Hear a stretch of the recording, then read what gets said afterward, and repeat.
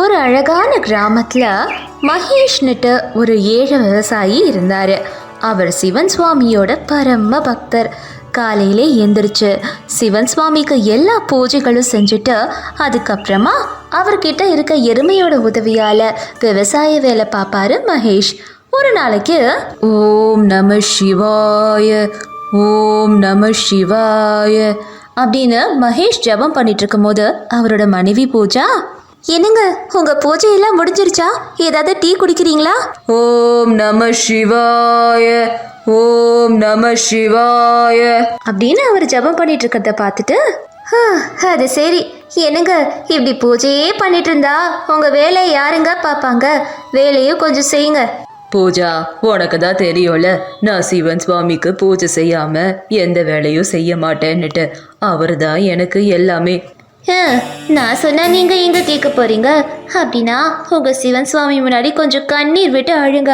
அவர் நமக்கு அரிசி பருப்பெல்லாம் கொடுப்பாரோ என்னவோ, அழுதாதான் கிடைக்கும். கண்டிப்பா நான் கேட்டா கொடுப்பாரு. மகாதேவர் நமக்காக எல்லாம் செய்வாரு. ஆமா ஆமா, நீங்க அப்படியே கேட்டுட போறீங்க. நீங்க கேட்டுட்டீங்கன்னா நான் சொர்க்கத்துக்கே போயிடுவேங்க. சரி சரி, வள வளன்னு பேசாம போய் எருமை எழுப்பலாம், நிறைய வேலை இருக்கு. சரிங்க, முதல்ல வேலைக்கு கிளம்புறதுக்கு முன்னாடி டீ குடிச்சிட்டு போங்க. டீ குடிச்சது எவ்வளோ சுறுசுறுப்பா இருக்கு. போய் சீக்கிரமா எருமையை எழுப்ப வேண்டியதா, வேலத்துல நிறைய வேலை இருக்கு. அட என்ன இது தூங்கிட்டு இருக்கே? பாலு பாலு, என்ன ஆச்சு உனக்கு? எந்திரி. ஐயோ சுவாமி, பாம்பு கடிச்சு என்னோட எருமை எழுந்து போயிடுச்சு. என்ன சோதனை எனக்கு இது சுவாமி அப்படின்னு மகேஷ் அவரோட எருமை இறந்ததை நினைச்சு ரொம்பவும் வருத்தப்பட்டாரு. தன்னோட எருமை இறந்ததை நம்பவே இல்லை மகேஷ். அவரை மறுபடியும் எழுப்பி பார்த்தாரு. தேவா, என்ன சோதனை தேவா எனக்கு இது? என் எருமை எந்திரிக்கவே மாட்டேங்குது. இது இல்லாம நான் எப்படி விவசாயம் பண்ணுவேன்? என் குடும்பத்தை எப்படி நடத்துவேன்? என் பொண்டாட்டியை எப்படி பார்த்துவேன்? இதுல இருந்து நீதான் எனக்கு ஒரு நல்ல வழியை காட்டணும் தேவா. எனக்கு இந்த துக்கத்தை கொடுக்காதீங்க தேவா அப்படின்னு மகேஷ் அழுதுகிட்டே அவரோட எருமை மேல சாஞ்சிட்டாரு.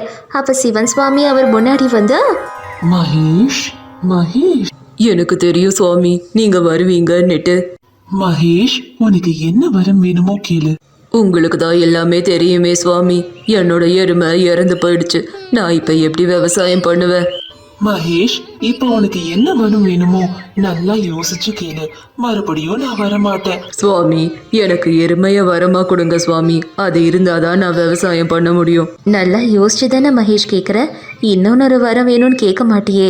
என்னால் ஒன்று தான் கொடுக்க முடியும். இல்ல சுவாமி, நான் நல்லா யோசிச்சுதான் கேட்குறேன்.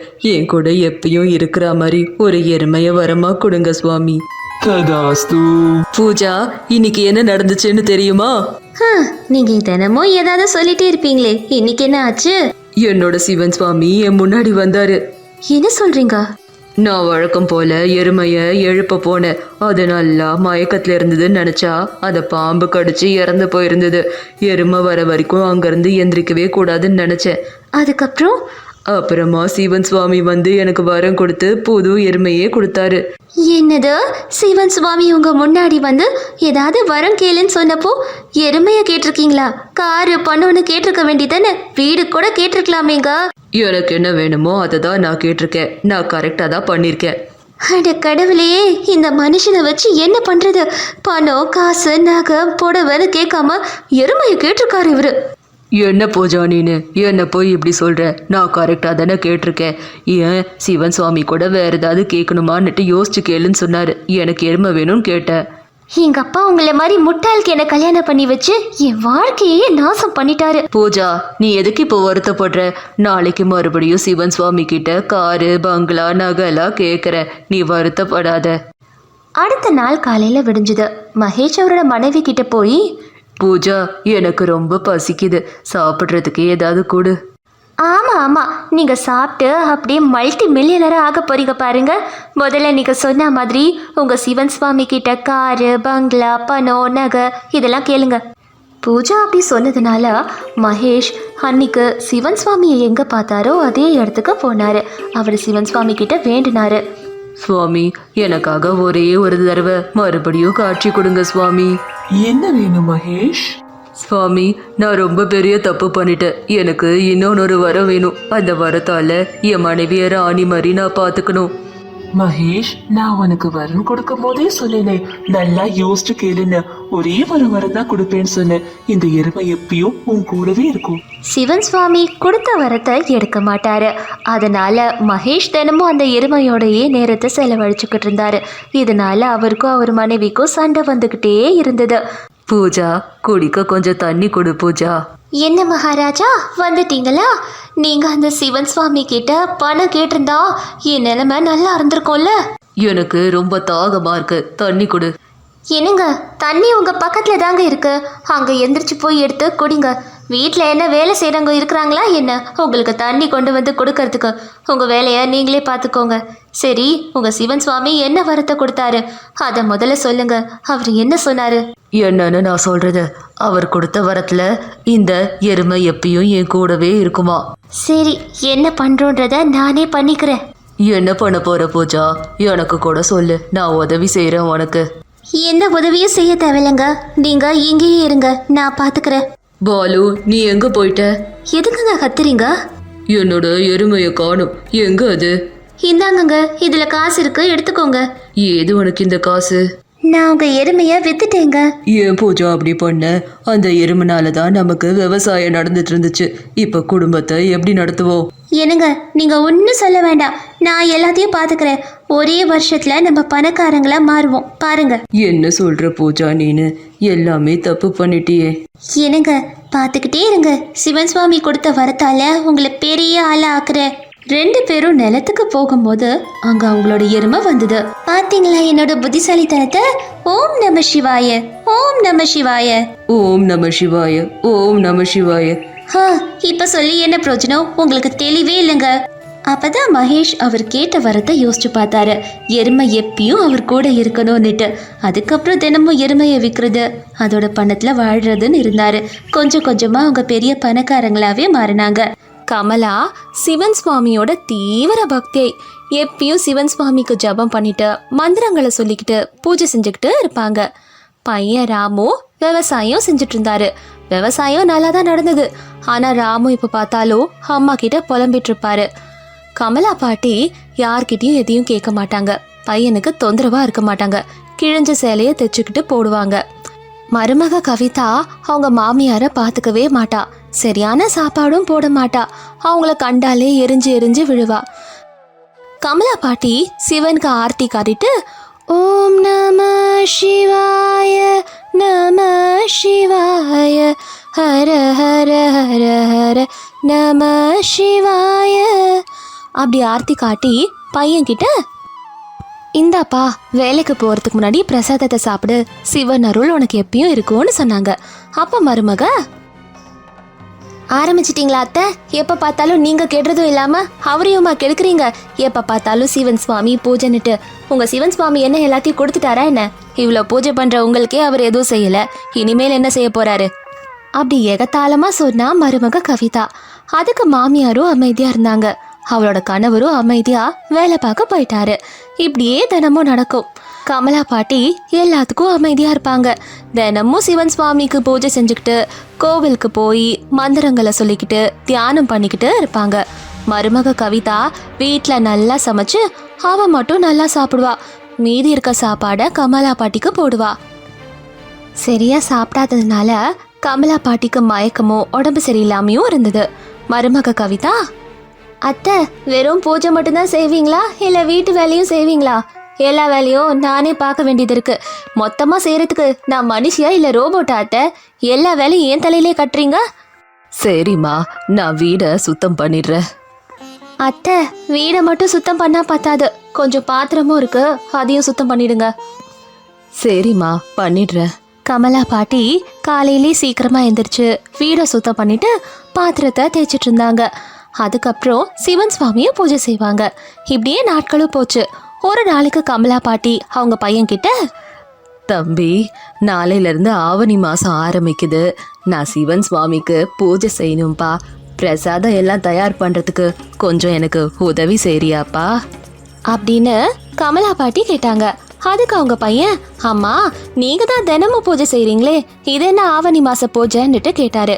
அப்ப மருமக சொன்னா, அத்தை, இங்க பாருங்க, நீங்க கேட்குற அளவுக்கு எங்க கிட்ட காசு இல்லை.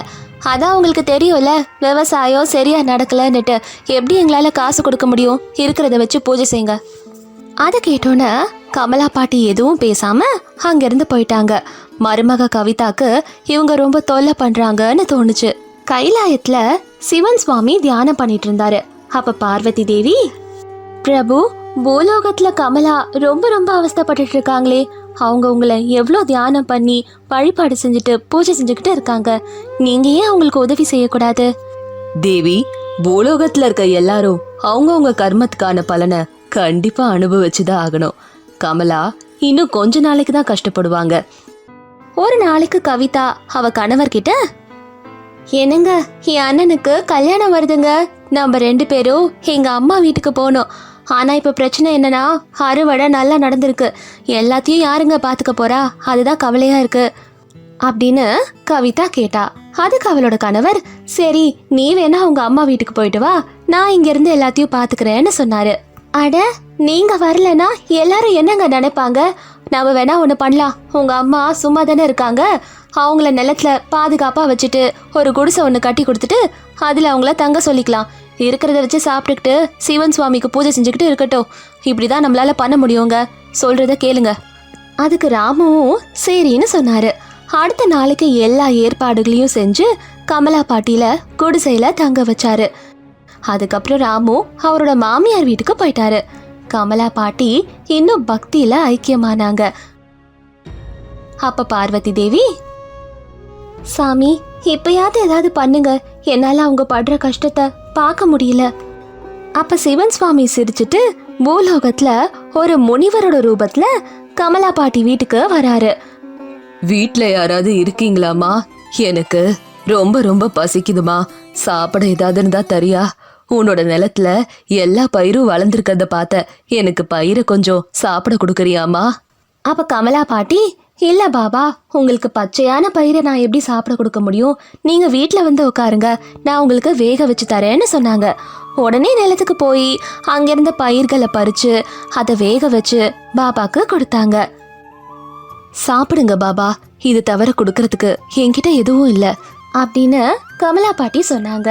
அப்ப முனிவர் சொன்னாரு, பரவாயில்லம்மா, நீ தூய்மையான மனசோட எனக்கு உதவி செய்யணும்னு சாப்பாடு போட்டிருக்க, இதை விட என்ன வேணும்னுட்டு முனிவர் சொல்லிட்டு சிவன் சுவாமியோட உண்மையான ரூபத்துக்கு மாறினாரு. கமலா பாட்டி சிவன் சுவாமி காலில் விழுந்து நன்றி சொல்லிட்டு, பிரபு, உங்களோட தரிசனத்தை விட எனக்கு என்ன வேணும்? எனக்கு என் ஜென்மமே பூர்த்தி ஆன மாதிரி இருக்குன்னுட்டு சொன்னாங்க. சிவன் சுவாமி, உன் பக்தியை பார்த்து நான் மெய்சிலர்ந்து போயிட்டேன், உனக்கு என்ன வரம் வேணுமோ கேளுன்னு சொன்னாரு. அப்ப கமலா பாட்டி, சாமி எனக்காக இங்கேயே உங்களுக்குன்னு ஒரு கோவில் கட்டி கொடுங்க, நான் தினமும் உங்களுக்கு பூஜை செஞ்சுக்கிட்டே இருக்கணும்னு சொன்னாங்க. சிவன் சுவாமி உடனே அங்க ஒரு கோவிலை ஏற்படுத்திட்டு அங்கிருந்து மாயமாயிட்டாரு. ஊர்ல இருக்க எல்லாருக்கும் இந்த விஷயம் தெரிய வந்தது.